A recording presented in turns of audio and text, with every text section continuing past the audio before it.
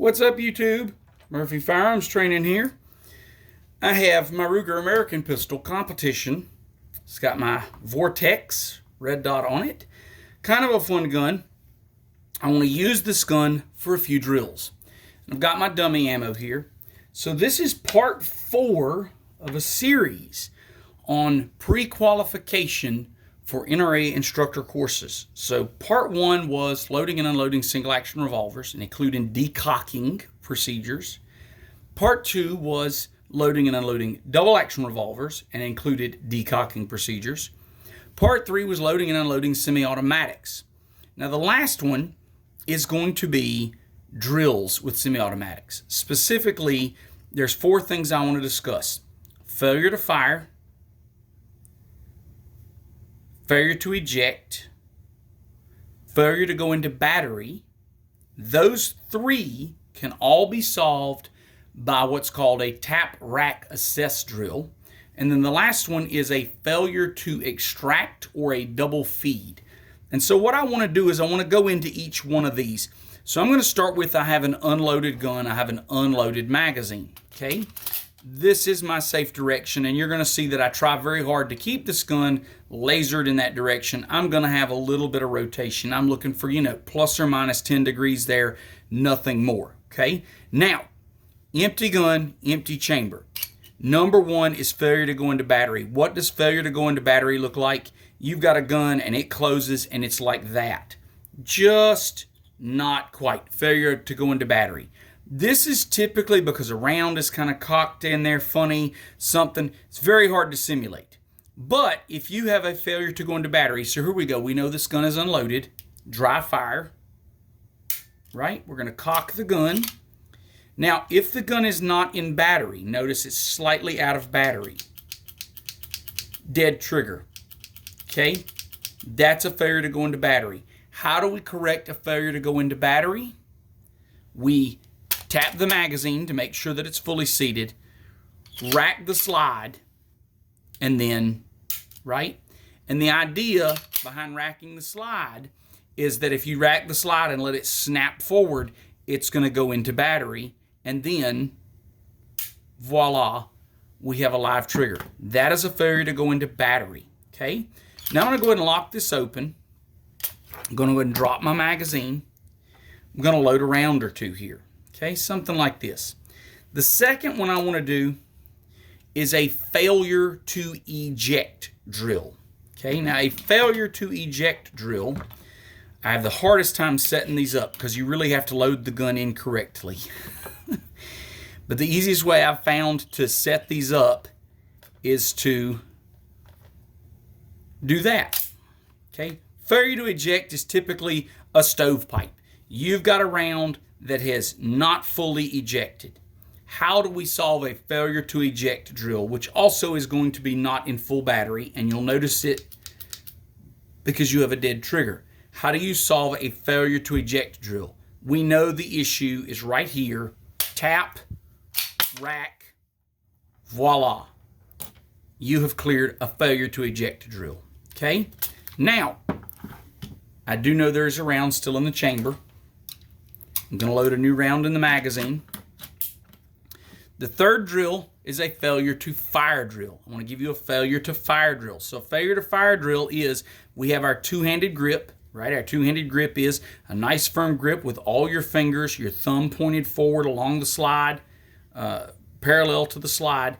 Your palm is going to go into this area here, and you're going to have this thumbs forward two-handed grip. That's a proper semi-auto grip. Now, we're on the range, we're aimed, we pull the trigger. Click, nothing happens. The proper procedure when this happens, this is a failure to fire. The proper procedure is, number 1, you're going to wait 30 seconds. You're going to keep that firing grip, you're going to keep it pointed down range. You're going to wait 30 seconds. Why? In the case of a SQUIB or a hang fire, you're going to wait 30 seconds. Now, second thing you're going to do, once you've waited that allotted time, tap the magazine to make sure that it's fully seated. Eject that round, load a new round. regain your two-handed grip, and you are ready to proceed. That is a failure to fire drill. Okay? Failure to fire. The last one, I have to prop this thing open and lay it down, is a double feed, a failure to extract. A failure to extract drill happens when your extractor claw does not remove the fired round from the chamber. So we have a round in the chamber that does not extract. The slide comes back and tries to feed a new round in. This is a failure to extract, or what a lot of folks in the industry term a double feed. A double feed is the one semi-auto failure that cannot be solved with a tap rack assess. How do we solve a double feed? You are going to push up on the slide lock. You are going to pull back, lock the slide to the rear. You're going to remove the magazine. Sometimes the mag will fall free. Sometimes you must actually physically strip the mag. One of the things I look for in a defensive handgun, and the reason I like the Ruger American Pistol, and there are others that have this, is it's got this little base plate, and I want to show it to you. There's a little divot here. I can grab that magazine and I can pull it loose, and I like that. I don't like flush foot mags because you cannot pull it loose. Now, you're going to let this snap forward and try to extract that round from the chamber. It is extracted. Now you're going to reseat a mag. That's how you clear a double feed, okay? And then, of course, we'll unload the gun, okay? Unload the gun. And I don't know why, but whenever there's no mag in this gun, it always throws the rounds down through the mag well. When there is a mag in the gun, it throws them out to the right. So I don't really know why, but it works pretty well, and I like the gun. It shoots well. I may do a review on it at some point. It is a lot of fun to shoot. But anyway, that is the 4 semi-auto drills that I look for when someone comes to me to be a pistol instructor. Do you understand how to clear these properly? And the big thing with all of these is the gun staying pointed in a safe direction, especially when you're trying to lock this when you're trying to lock this slide back and you're fighting that spring. Can you keep that gun pointed in a safe direction while you're doing that, while you're stripping that mag, and then after you let that slide back forward while you're working that slide to get that round out? Okay, so it takes a little practice. It is something you can practice, and I will tell you, if you want to practice it, film yourself doing it. You will see how much movement you have. The other thing you can do if you have a rail like this gun does, put a laser on your gun, and while you're clearing your malfunction, watch your laser on the wall. It'll amaze you, if you don't know how much you move when you're trying to clear a malfunction, how much you move your muzzle.